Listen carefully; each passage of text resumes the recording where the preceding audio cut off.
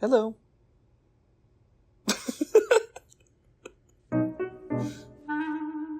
How has anime inspired you? What sort of impact has this medium had? Any life-changing moments? Well, I've got one. She's crawling into my lap right now. I adopted a cat because of an anime. My Roommate is a Cat follows a listless young adult struggling with the grief of losing his parents and trying to adapt to his now empty home. Just when he hits the bottom of this languid state, he comes into the care of a stray cat, Haru. As Subaru opens his home up to Haru, her presence gradually opens his life back up in return. If you've ever had a pet, My Roommate is a Cat will feel very familiar. Even though I've only had dogs in the past, the budding family unit of Haru and Subaru took me back to my own experiences. As a fellow young adult living on their own in a city I have only a short connection to, I connected with Subaru's malaise at the start of the series. And watching his and Haru's interactions, I couldn't help but think, I wanted that as well. My roommate, quit chewing on the microphone cord. Okay. Alright, you're just laying on my headphones now. Okay. No, don't worry. Alright. So after a year of telling people I was going to get a cat, I finally did it. Everyone, say hello to Shiki. If I'm being honest, the anime didn't give me the ultimate push. No, that was the flying squirrels that kept getting inside my apartment. True story, it happened 4 times. The first one I found already dead inside a shoe. The other 3 I had to flush out with some peanut butter smeared on a plate. One time it happened at 3 a.m. Took nearly 90 minutes to coax it outside. I know they were flying squirrels because I saw the third one leap from my kitchen counter and open its flaps. The maintenance crew at my apartment complex finally located their entry point and filled it, but in case that falls through, now I have plan B. Or I guess it's plan C. A natural predator.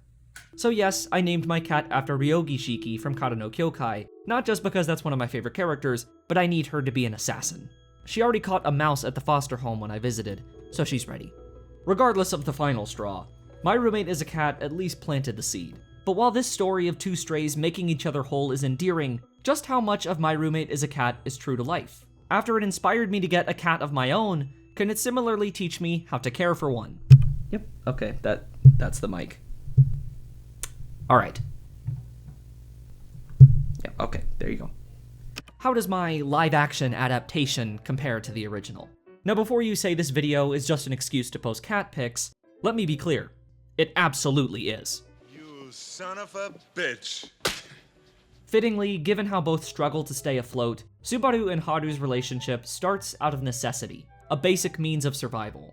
Haru goes home with him because he has food, and then attempts to share it with him when she sees him overworking himself. Once reassured that he is taking care of himself first, she wolfs her food down instantly.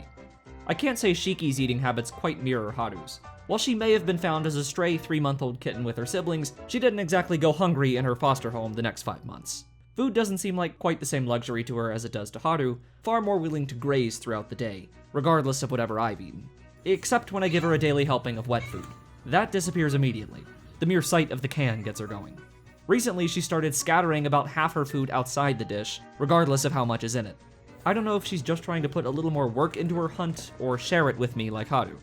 Even Haru's name came from food, as she associated Haru with being fed, a lesson I tried to replicate. Obviously, Shiki wasn't her name before I adopted her, though ironically she was named after an anime character, Kyoka from Bungo Stray Dogs. Maybe if I associate her name with positive activities like food, she'll take to it. Or maybe it won't matter even if she does, because she's a cat. Eventually, Haru comes to recognize her name as herself, as their relationship extends beyond the next meal. Subaru realizes the emotional support she provides him just by being there. Granted, Haru doesn't always make life easy. As a work-from-home writer, Subaru spends much of his time on his laptop, providing the perfect warm perch for a cat. On this, Shiki and Haru could be sisters, very much a lap cat. She was strewn across me as I tried to type this, and currently staring at me as I try to record. Shiki didn't exactly take well to putting on a collar at first either, much like Haru.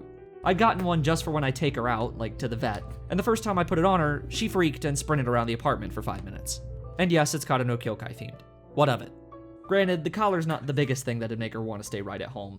The couple times I've had to transport her somewhere, she's not been a fan of the car or the carrier. It's okay. Again, like Haru. I'll never know what exactly she did the first time I left her home for a weekend, only that she didn't escape and nearly get swept away in a typhoon. But when I got back, it was a pretty similar scene to what you see here. Thank you to my coworker who stopped by to watch her and didn't let this happen.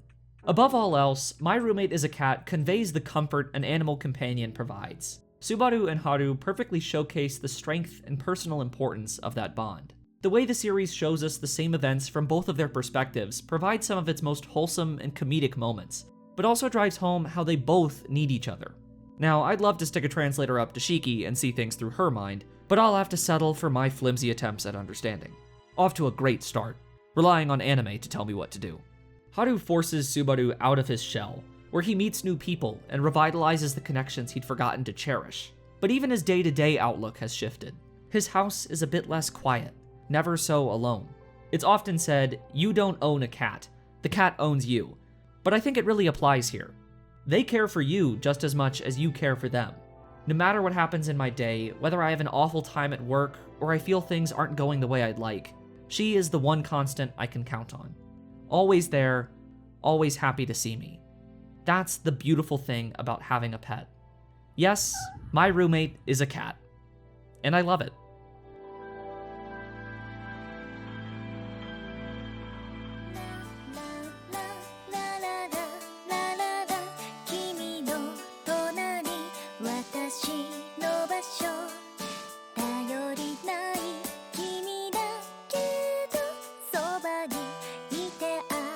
Get